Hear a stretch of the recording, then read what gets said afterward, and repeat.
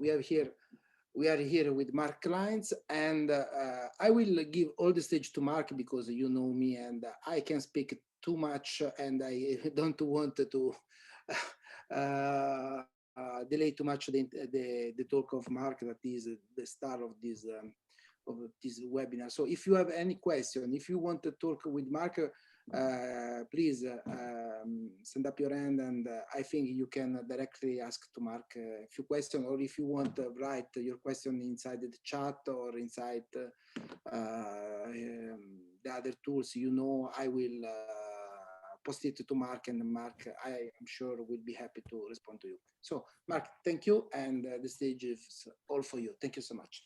Sure, thank you so much, Felice. And before I get started, I want to make sure that I give you the information that you need. And so, Felice, if some people here are familiar with DA, I don't want to bore people telling them what they already know, what you might have heard from Scott.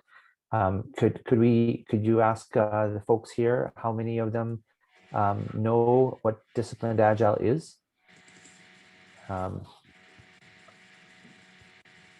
Because if everybody knows, then I will go through this very fast and then save the time for discussions.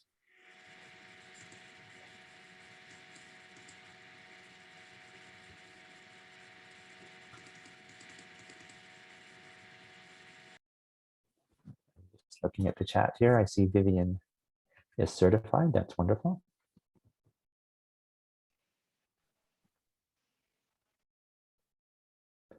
Everybody can just put into the chat how familiar are you with disciplined Agile?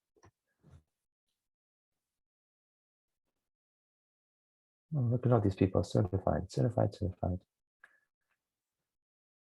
Very good. Is anybody new? Maybe just put in a little bit of PMP, thinking of starting. That's good, Guido.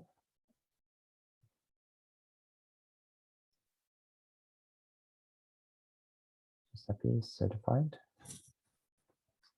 All right. So it sounds like most people here are familiar with DA. So I apologize. I've got some basic slides here. I will go through them fairly quickly then. But I do think that it's worthwhile understanding how to explain the value of DA, because there are still many people throughout the world that are still trying to understand what it is and why it's valuable and what makes it different from other Agile methods. So I think it's worthwhile reviewing the value proposition, if you will, because people will ask you, why are you certified? Why are you not a certified Scrum Master instead? Or how does DA compare to SAFe? We get that question a lot.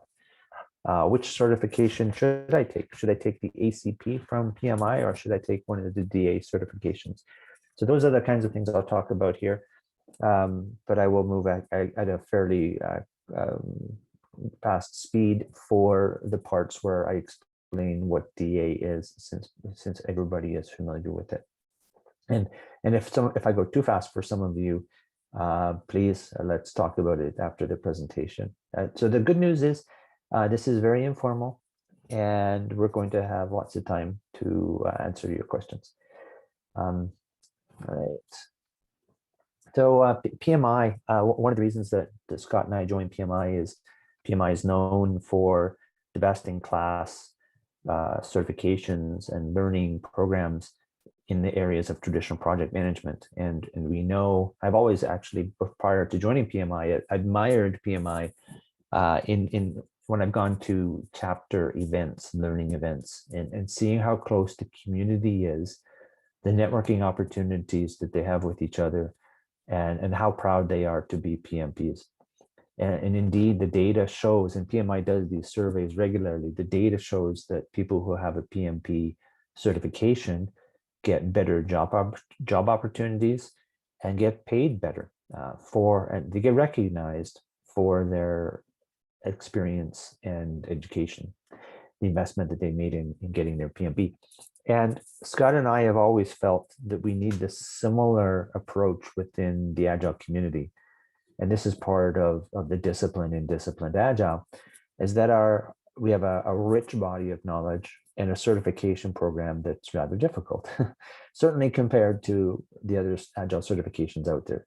And the content we cover is far more, the scope of it is far more robust than you'll get in another certification, where the other certifications typically reflect a particular point of view, whether that's Scrum, Safe, Kanban, Management 3.0, Cynefin, if you're studying complexity theory with David Snowden. So they all have a certain perspective, a certain point of view, and a lot of these certifications are very much niche certifications. And if you know DA, our scope is wide and we're agnostic. In fact, I was just talking to somebody about this morning who is becoming a consulting partner. He really appreciates the fact that DA is agnostic and works well with any kind of method. So my point is that part of the reason for joining PMI is to explain to the world that we believe we have the most credible, worthwhile certification in the Agile area. And indeed, once that reputation gets out, we expect, and we have already seen it actually, some hiring managers looking for not just any Scrum certification, but for a disciplined Agile certification, because they understand it's agnostic, it's not purist. It recognizes sometimes, by the way, a hybrid approach makes more sense than a pure Agile approach. And hiring managers are looking for DA certified people, and we expect that trend to increase. And so that, very similar to the PMP, you will get paid better for having one of the DA certifications, and you'll get better job opportunities. So that's the kind of mission that we're on here.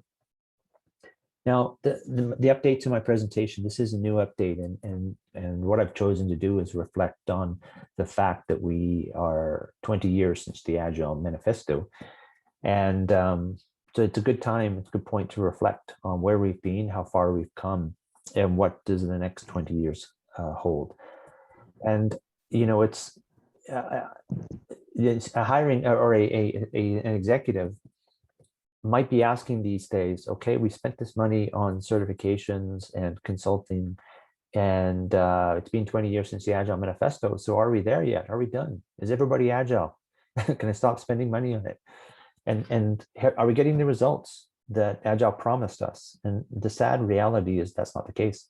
You may have seen this. I'm not sure if Scott had this in his presentation, but Don Reifer surveyed 1,500 teams. And he shows that the average improvement in productivity is for a method like Scrum is only 7 to 12%, and for Safe is only 3 to 5%. So clearly, I believe that we have not given the benefits to the business that they had expected when they invested in Agile. So you might ask why? It's been 20 years. Why haven't we figured this out yet? And why are we still struggling? Why are we debating if Agile is the right thing to do? And if so, which method or framework is the right one to pick? And I would boil it down to, you know, this statement that you've probably heard before, a very popular quote: for every complex problem, there is an answer that is clear, simple, but it's wrong. People are looking for the easy answers. This is one of the reasons we have not been doing very well. They want to buy a particular framework or method and then declare success. And often they call themselves a particular type of shop. I'm a Safe shop, I'm a Scrum shop, a Kanban shop, or Spotify shop. And we believe this is really a sad thing, because if you go into any organization of any significance, you find that they use a variety of approaches. So nobody is a particular shop. Just because you use Safe on your big projects doesn't mean that everybody in your organization is using Safe. So people are looking for the simple solutions. And so the theme of this talk is we need to be more disciplined about this. You can't buy enterprise agility. We need to invest in learning. Once we learn what our options are, we're in a position to actually optimize the overall system and then accelerate the delivery of value to our customers, which is really what it's all about. So, you know, I'm kind of on a mission to convince companies that we need to be kind of like PMI. We need to have a rigorous certification program, which is what we have. And most of you on the call are certified, so I won't belabor it. But I think, first of all, thank you for taking the time to become certified.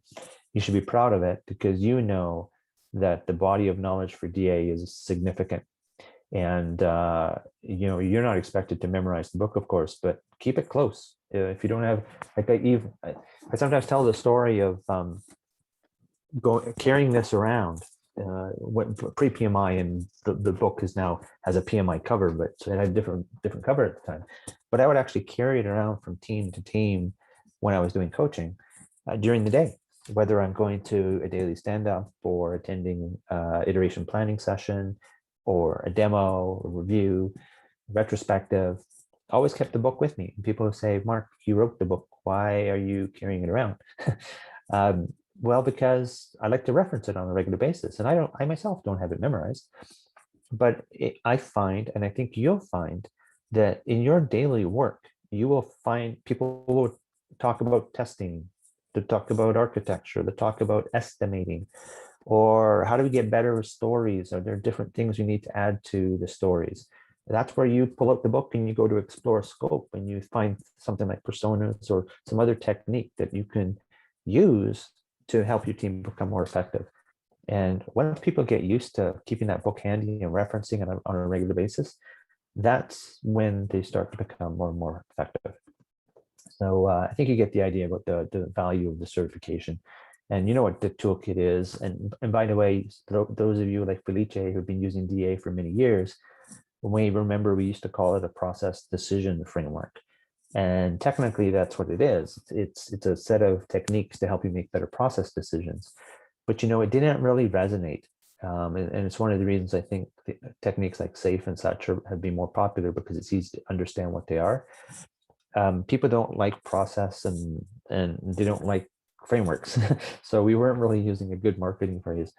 Toolkit is easier for people to understand.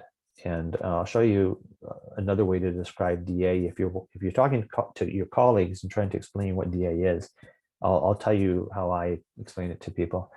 And because certainly if you've been recently certified, you're familiar with the principles, promises, and guidelines. And you probably didn't learn about this in your course, but again, Felice will remember that Scott and I have extended the Agile Manifesto because, well, some parts of it are frankly out of date, and other parts, it's just missing some really important things. And for instance, the original manifesto says that we should deliver, by the way, it's all about software, and it says we should deliver software from every 2 weeks to a couple of months or something. Well, that is obsolete. If you're delivering software every couple of months, or even a couple of weeks, that's not something to aspire to. You should aspire to deliver features many times a day, like a Google or an Amazon does. So clearly some of the aspects of the manifesto are need updating, but people won't update it because it's seen as this holy artifact that we're not allowed to touch. And so Scott and I decided, you know what, rather than continuing to promote the DA manifesto where people get upset because we changed it. And by the way, manifesto, it doesn't sound friendly. It sounds like something serious. And so we decided to reframe that, and we built out this principles, promises, and guidelines, which we think it's more robust, and it's simpler to understand, and it doesn't sort of conflict with this Agile Manifesto. And some of my favorites are delighting customers, being awesome.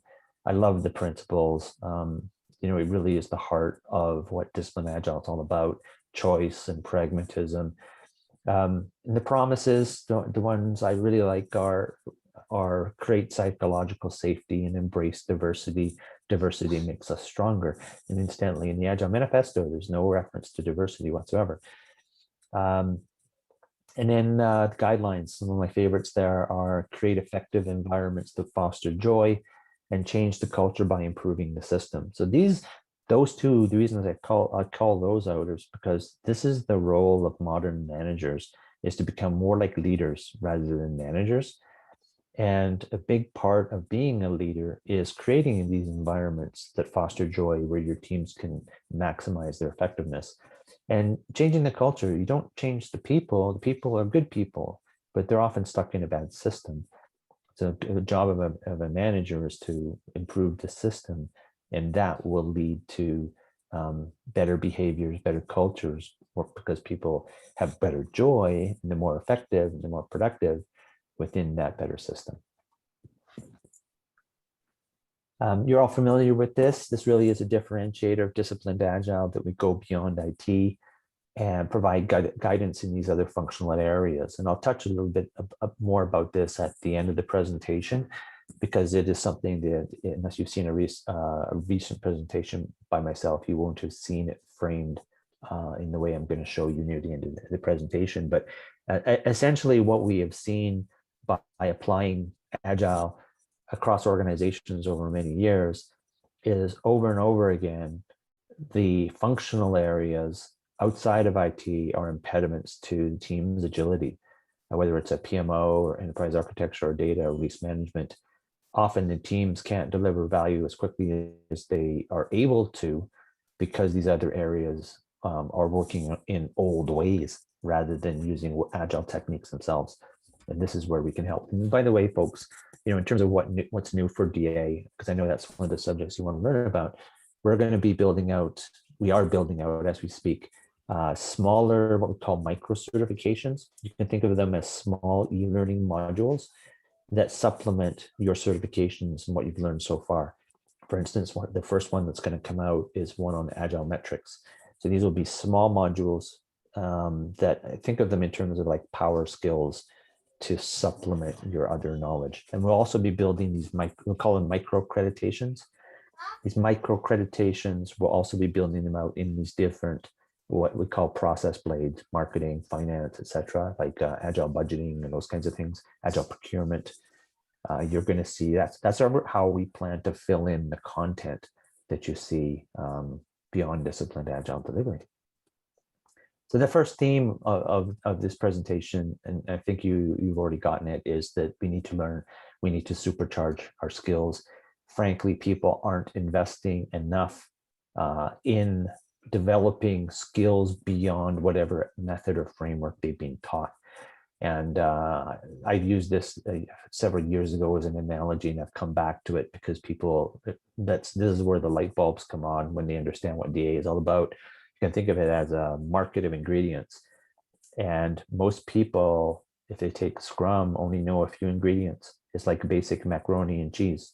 They know Parmesan and the pasta and the cream, and they can make the basic macaroni and cheese, but they can't make anything fancy. They don't know how to add seafood or other things because they don't know what their options are. So they're not very good cooks.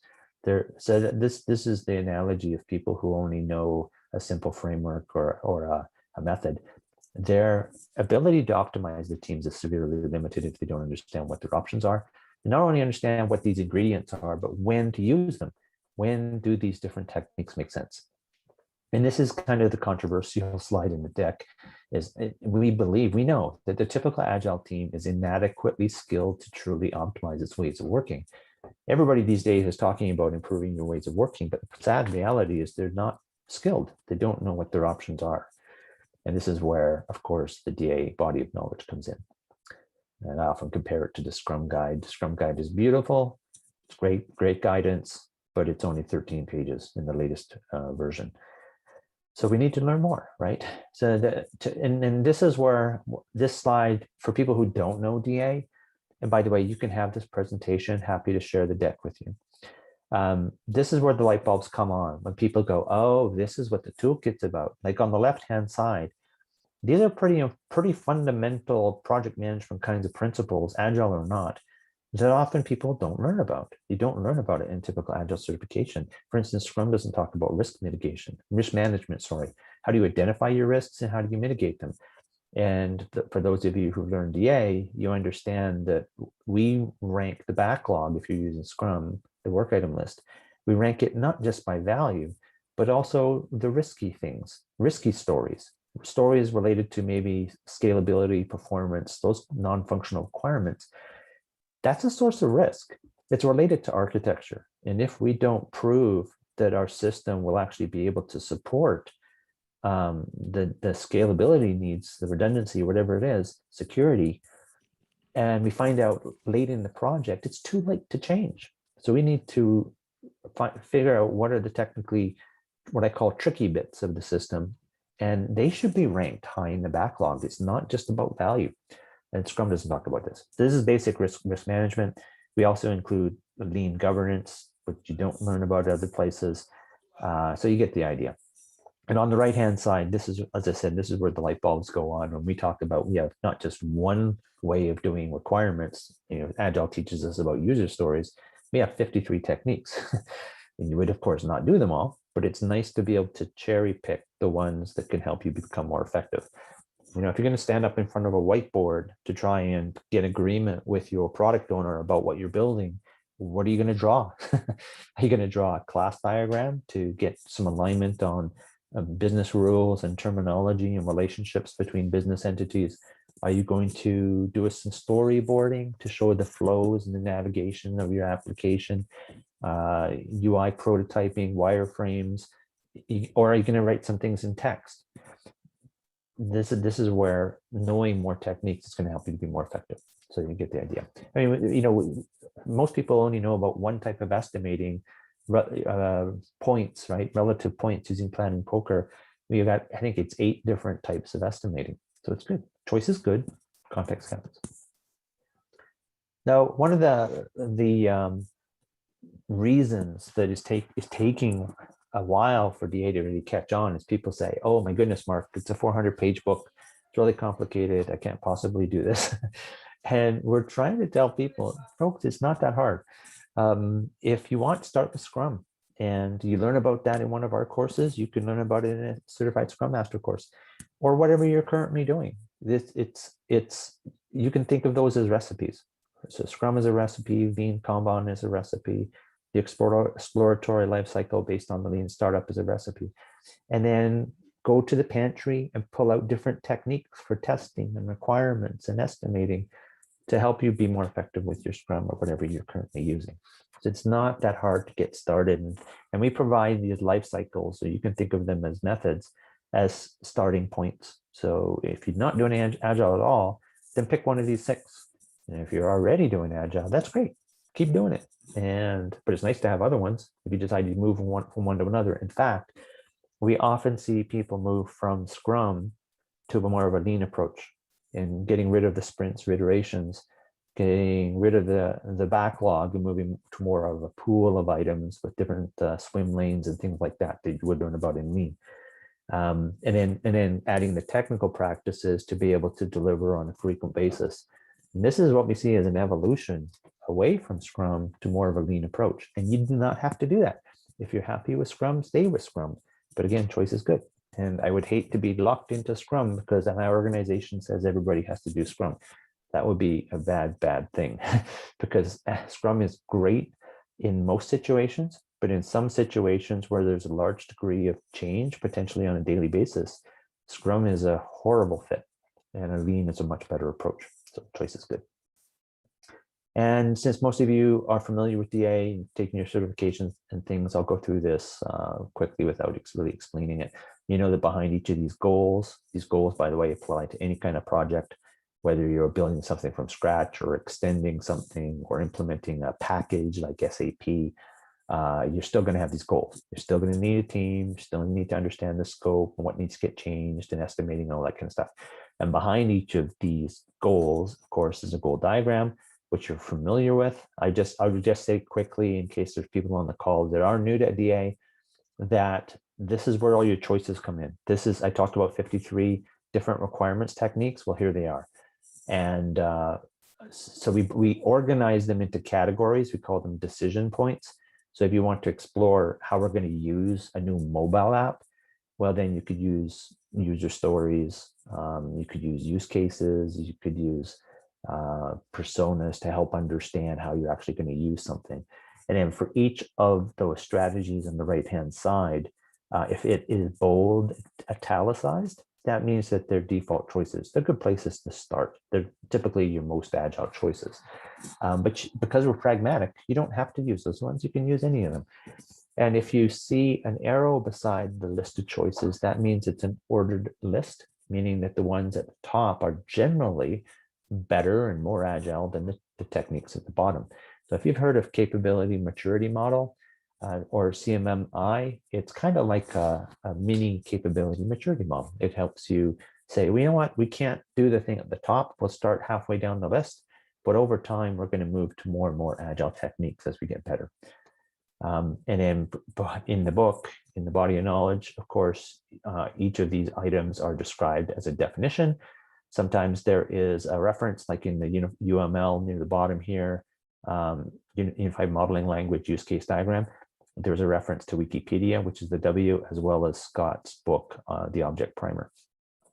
And then we also say in the trade-offs column, we help you to understand where a technique might be good or not so good, depending on your context. So it gives you, this is really what sets the toolkit apart from being just a Wikipedia of Agile. It's not just a list, a catalog, all these practices. For one thing, they're nicely organized, so you can easily find them. And secondly, we provide contextual advice, so there's really nothing like, people ask me, who is your competitor, Mark? There's no such a thing that competes with DA, because there's nobody else that's done the work to put everything into this comprehensive catalog of practices. It really is unique. And if this works, I'm going to actually show you a demo of the DA browser if you haven't seen it. If you can't see it, please say something. Otherwise, I'll assume that you can see it. My browser just started up, and I'm going to go into the browser. So what you see here essentially is like an online version of the book. The book has more contextual, like it's got several chapters that talk about the life cycles and all these kinds of things. What you're seeing here is the goal diagrams and all the options around it. So for instance, I could click on choose funding strategies, and you can see here we've got all the funding strategies. And one of the things that makes it kind of cool is that you can also see we've added resources. So this is actually adds more value than what the book does. We can actually link out to get more detailed information on this. For example, CapEx, OpEx. If you want to know more about that, then it would take you off to an article that we wrote on how to deal with CapEx, OpEx. So I think this is pretty cool. Just, because we've got time and you folks are familiar with DA, we can talk about some, maybe perhaps what I think are interesting things.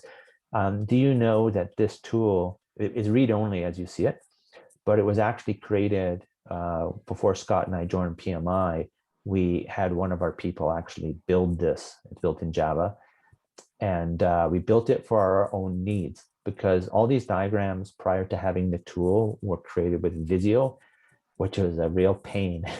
So we had to, lining everything up and adding options and moving stuff around was a real pain. And then we had to sort of export it as a PDF and all that kind of stuff.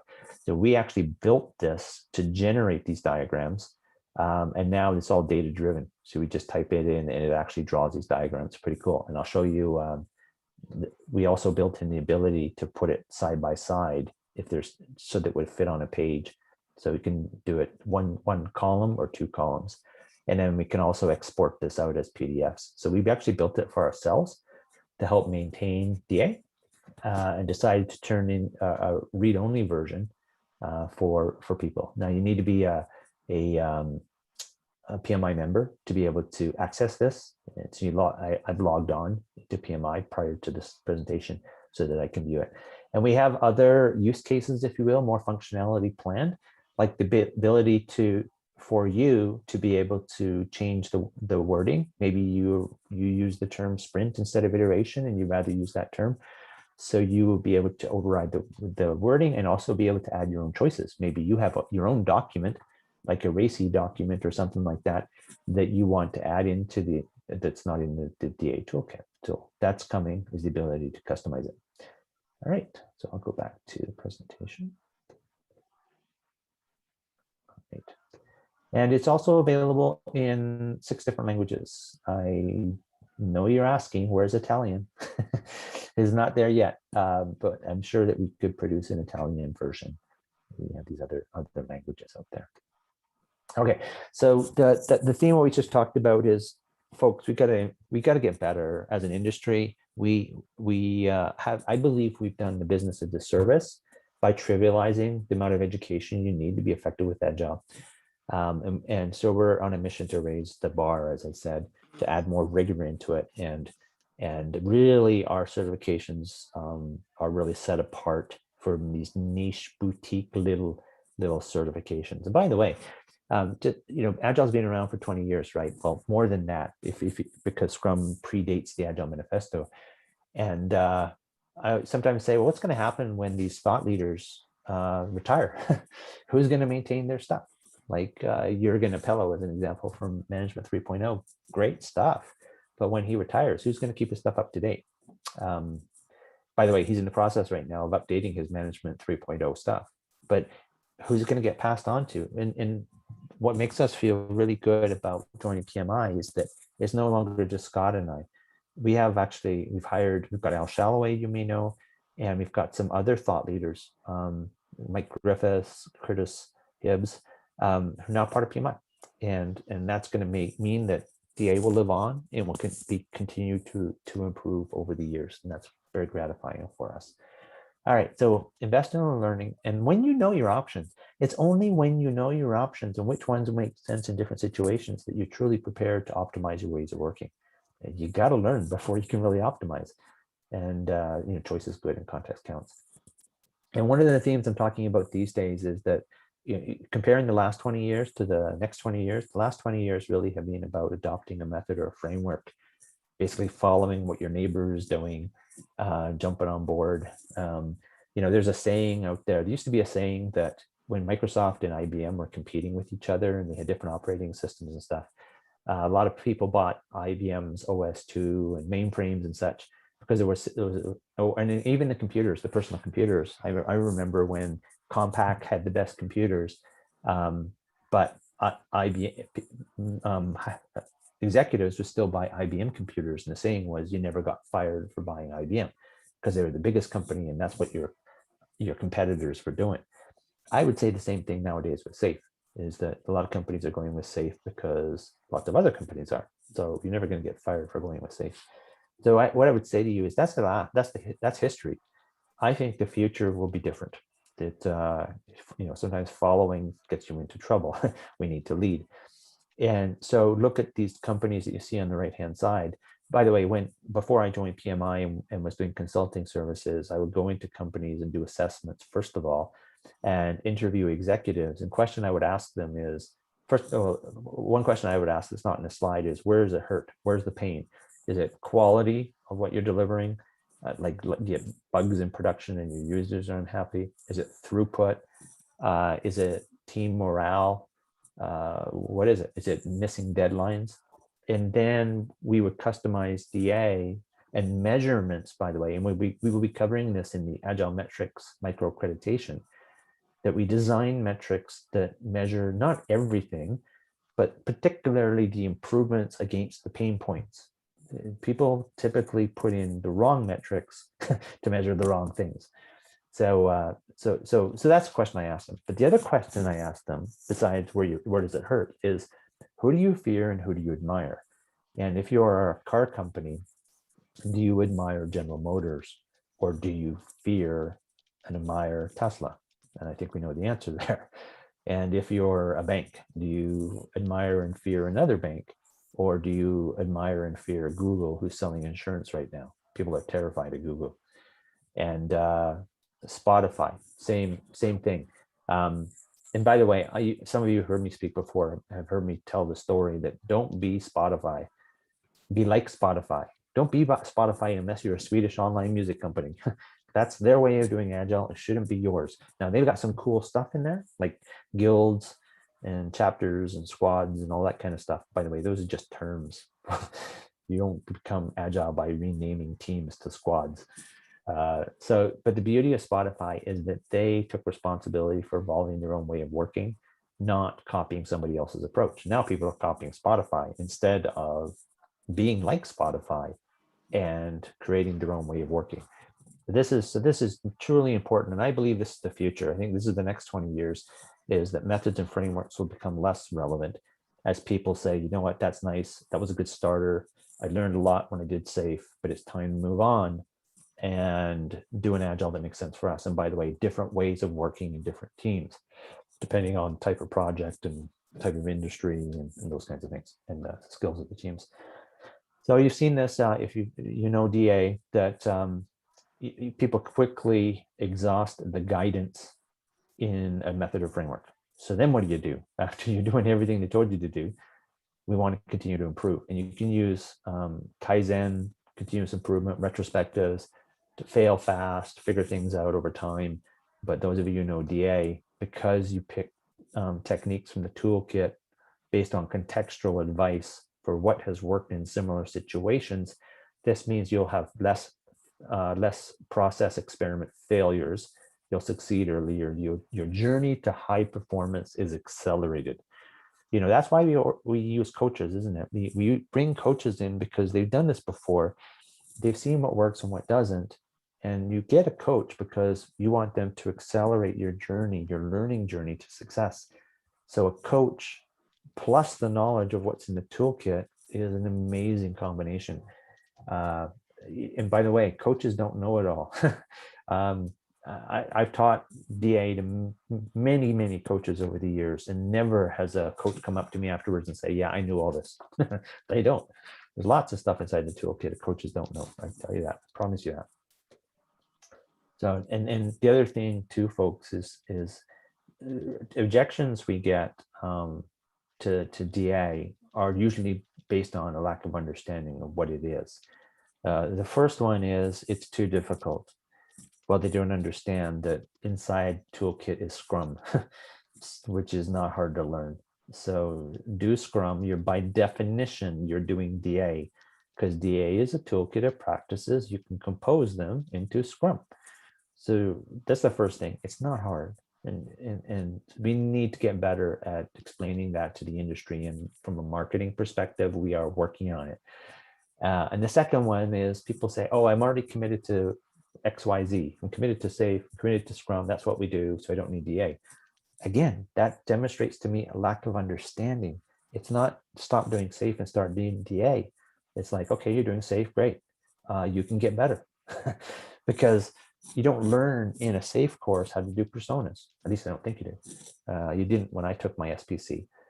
You don't learn about how to do different types of UML diagrams.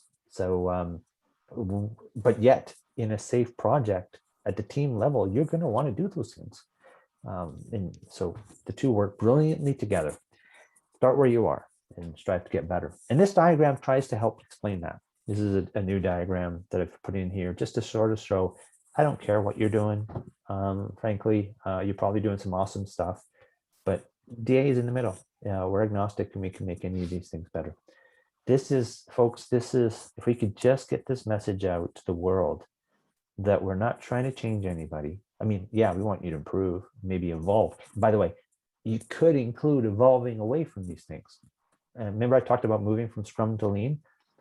Maybe you move from Spotify, and when you realize that some of the things don't make sense for you, you move to a better way of working. And maybe with SAFe, you move to a different way of working. I don't know. Or you love SAFe and you just get better at it. You get the idea. So you've learned about your options, then you use those options to optimize your way of working. Now you're in a position to accelerate the delivery of value. And so getting close to the end here, so we get some time to talk. I'll wrap this up really quickly so we can get into some questions. Teams don't work individually. They don't work in isolation. They have to work with other areas of the organization to be effective. And the unfortunate thing with a typical certification is it's what we call local optimization. It's teaching us how to be a good Scrum team, for instance. It's not teaching us how to be agile as an organization. And this is where one of the huge reasons that organizations fail. I talked about this at the beginning of the presentation, and these are the slides I told you I was going to be taking a deeper dive into. We need to optimize the system. Local optimization of individual teams is going to cause nothing but grief for everybody and typically failure. So I just added these slides, and I think it will resonate with you. And I would ask yourselves, have you seen this before? You've got your delivery team, they're trying to be agile, and then finance says, your funding runs out next month. I need you to create a business case, a project plan with estimates, have it reviewed by the PMO before I can extend your funding for another 3 months. I mean, oh, good grief, right? The team lead says, but that means my teams will need to stop for several weeks to do this planning. They will be producing no value during this time. Now, by the way, we might do that with DA. We might stop and do another inception, a small one, a couple of days or a week to refresh our vision, plan another release. but we wouldn't be doing all the things that the finance group is asking for, detailed work breakdown structures and detailed estimates and business cases and all that jazz. That is not Agile. HR, so team lead says, I urgently need another developer for my team. And HR says, you will need funding approved by finance, a requisition filled out, internally posted for 2 weeks before interviews can even start. So that team is without a developer for quite some time. Release management is a very common one. Teams get really good at building features every day. I have 3 new features ready to ship that our customers urgently need. And release management says, these need to be prioritized and approved by our change management committee meeting. Then they can be added to the month-end release. So folks, if this causes tremendous grief for the teams, they're doing an awesome job of cranking out features every day, but they can't get them into production. If you're deploying once a month or worse, once a quarter, not to name any particular framework, then you're not Agile. You're not Agile at all. So we need to figure out how to be Agile with release management. And a couple more, and then we'll wrap up here. So team lead says, I need this table added to data schema. And data says, we are actually responsible for database design. Our standard turnaround for data decisions is 1 month. Oh man, this drives us crazy. Scott, you may know, has written 2 books on how to be Agile with data. It's actually not that hard, but often data groups are reluctant to embrace Agile ways of working. And I want to talk a little bit about that in a second. So timesheets, same thing, complete waste of time. Usually the data is wrong. There are better ways to get this information. And I have actually done this in an organization, showing them how to get better ways to get CapEx, OpEx data so that they can get rid of their timesheets. Papa John's, the pizza company in America, is an example of a company that stopped doing timesheets and they learned a new way of working. So DA teaches Scrum Masters to help teams accelerate delivery of value. This is where we go beyond a typical certification. And in fact, I'm so excited about our new Discipline Agile Coach workshop that we're refreshing it. We had one before, but we decided to redesign it. And I went through a review with the team of it yesterday, and it's amazing content. And this is where we go way beyond the traditional Scrum coach. It's an enterprise coach. And we teach change management, lean change. Well, it's actually more than lean. We used to talk about lean change management, but there's actually an improved way that we've built right into the course, so that you not only have the knowledge, but you understand how to negotiate with these different groups to help them learn new ways of working, which is a beautiful thing. This is part. You can tell, folks, I'm passionate about this because I've seen it happen, and this is why I love what we do. Is I've seen the joy that comes to organizations, not just the IT teams, but the entire organization, when they have the freedom to become Agile themselves. There are a lot of things these groups are doing in these last couple of slides. It's not their choice, but they don't know any better. So it's not their fault. They're not bad people, they're good people. Nobody has spent time with them to learn better ways of working. And when they do, everybody's happier. Flow is improved.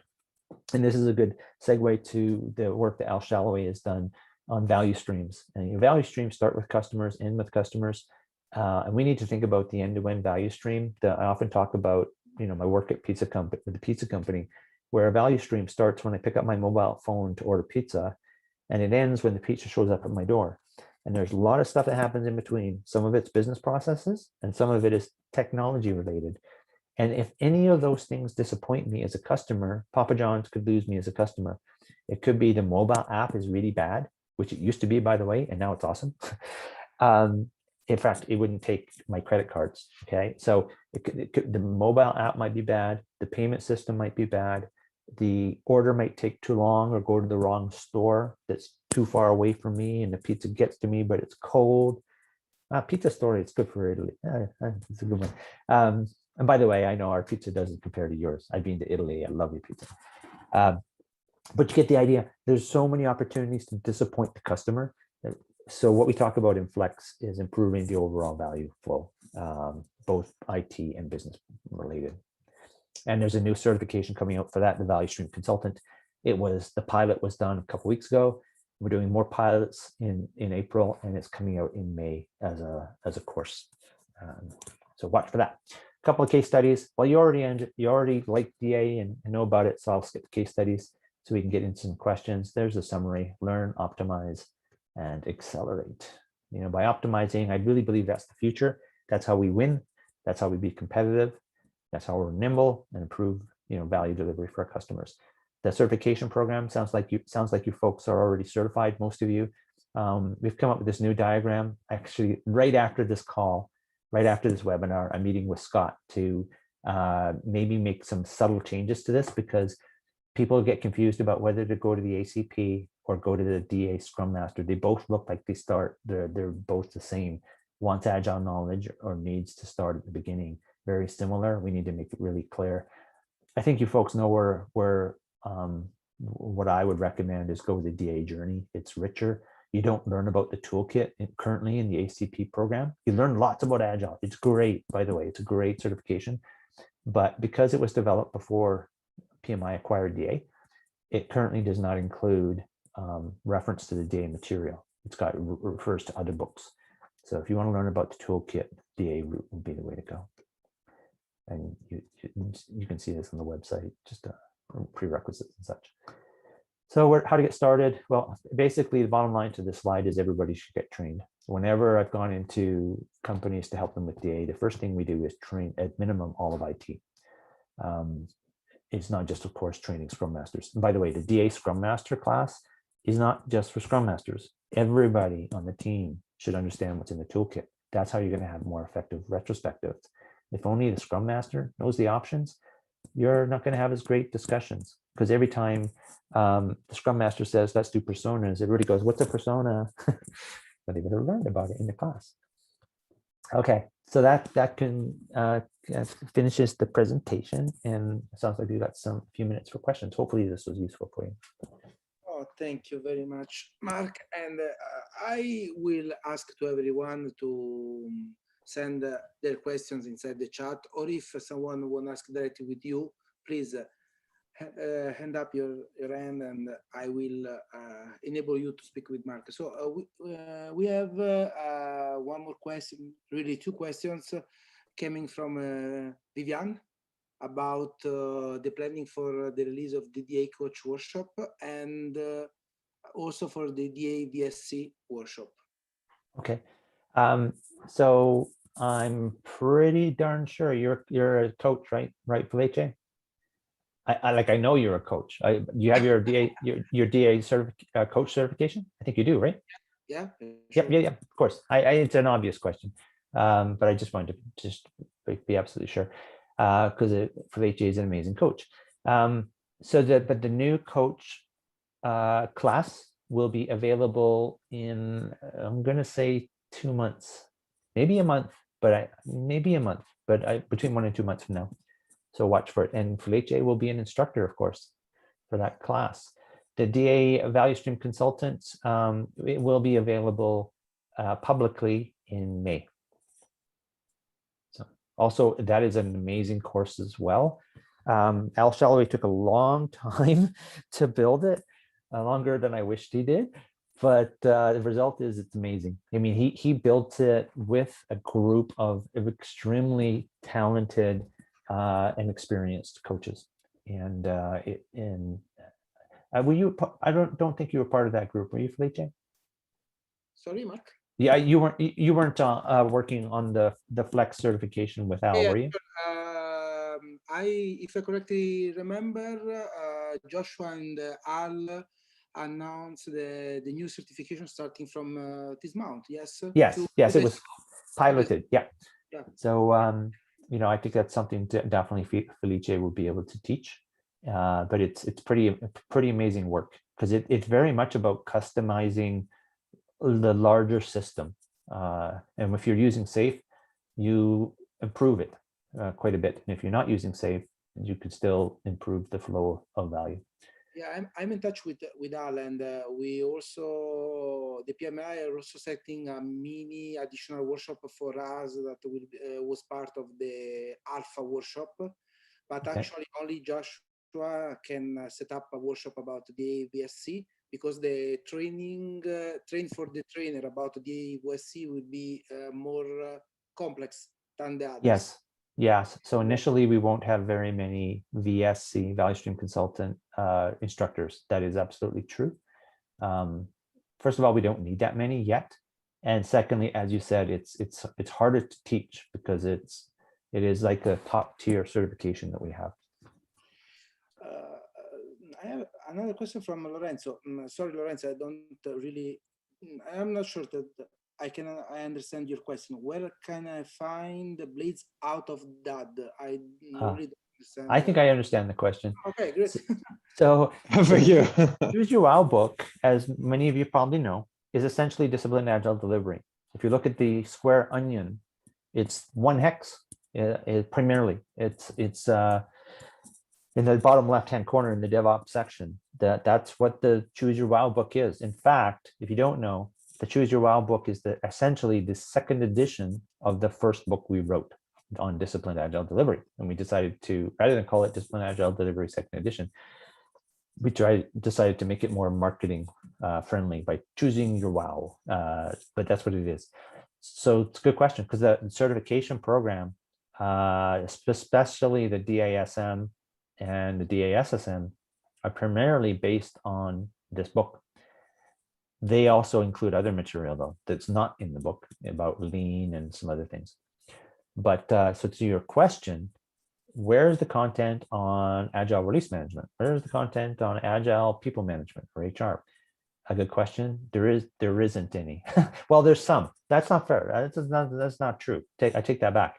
Go to the website. If you go to pmi.org/disciplined-agile, you will find the goal diagrams for most of those process blades. Like there's one on product management, portfolio management.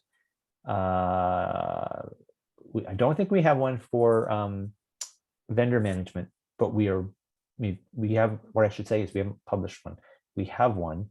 One of the micro accreditations that we're building right now is on lean procurement, and there's a goal diagram for it. So I'm going to say about 70% of the process blades, you can find guidance on the website, and the rest of it we're filling in as quickly as we can. And then what you'll see is either certifications, but first will be micro accreditations. And then what we might do over time is have a full-blown marketing agile specialist, agile marketing specialist certification. But that's several years away, probably. I should also say what's coming is which is a huge gap in our portfolio right now, is a disciplined agile product owner workshop. We had it before. Felice probably knows we had a product owner workshop before. So we have the content, but we haven't made it PMI version with a good exam and all that kind of stuff. That's coming. That is on the roadmap, and we might be able to deliver it by the end of this year. And Felice obviously would be able to teach that. Mark, also there was an old book, the one with the executive guide with something like the Ferrari on. I have mine. I don't remember where, but yes, this one can help to discover the enterprise level of the toolkit. Yes, that's also a good point there, because the process blades are described in there, but it's a little bit of text. The goal diagrams aren't in it because it's for executives. They don't want to know all the details. They just want to know generally how do you do agile marketing. So this, by the way, if you're trying to convince executives to look at DA, this is still a pretty good book. It needs refreshing, but the content's still pretty solid. And it's easy to read. It's got cartoons and things. Oh, another question came from Ivano. What's the rule of DA in the so-called PMI 4.0? Yeah. So that's a good question. I'm surprised you even know about that. Are we talking about PMI 4.0 externally? That's something we talk about internally, about how do we grow PMI and its relevance in the world beyond project management. And so that if you do follow PMI, you can see that we're getting into all sorts of different kinds of areas, like wicked problem solving, citizen developer, if you haven't heard of that, where anybody can develop applications.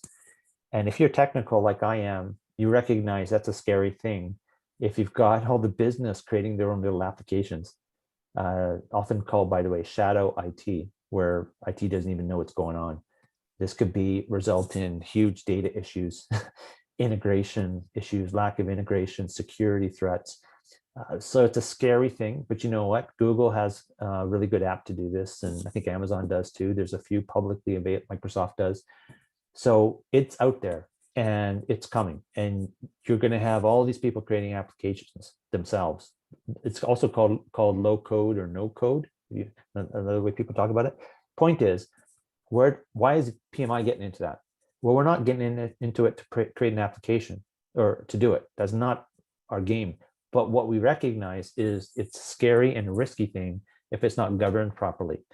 So what our play is, we are going to be, we hope, the go-to place for how do I manage this in my organization? How do I manage the risk and make sure that people are properly educated before they go off and start creating applications and causing a lot of chaos. So my point is, where does DA fit into that?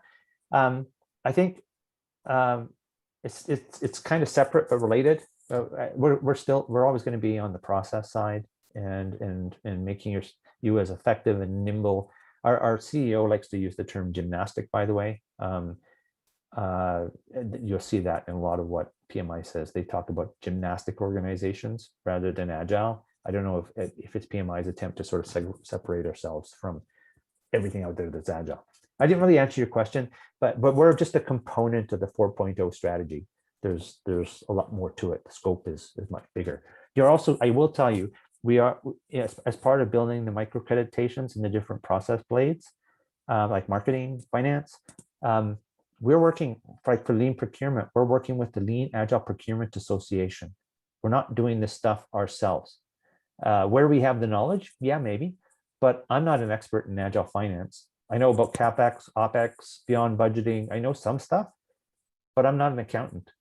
So in fact, I have a meeting with one of the largest accounting bodies in the world, the president, either later this week or next week, to discuss how we can work together on agile certifications. So that is part of the 4.0, is working with other associations to create synergies between the two.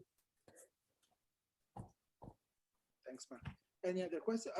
Giovanni asked if there is a translation of the Choice Royal book in a different language than the English one, in French or other language. But I don't remember that. I remember that there is only in English, actually. Yes, it's only English right now. I can see us translating it, but we've slowed down our translations, except for the tool. I showed you the tool. But the translations of the book and the courses, we slowed down a bit. And the reason is because there's so much that's changing right now that it would create huge maintenance headaches for us if we go out and translate everything until we've kind of stabilized the content a bit more. I know you want your own translations, but not just yet. A few years ago, we made also a translation of the short guide in Italian language. Yes, you did. Yeah. Okay. Any other questions? Okay. Well, thanks for having me, folks. And I would like to do it again. And if it's the same audience, what I'll maybe do is I'll take a deeper dive. Maybe it's go into agile portfolio management, or go through some of the agile metrics material, or something like that, so that you can have something around a particular skill that you're more interested in, or a goal diagram. Like that's what I've also done. Sometimes people say, take us through explore scope, or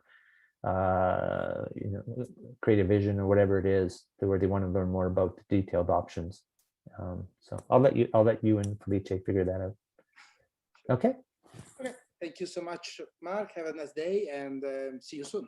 Yes. Thank you, everyone. Stay safe and take care, and see you next time. Bye. Bye. Bye. Grazie a tutti. Ciao.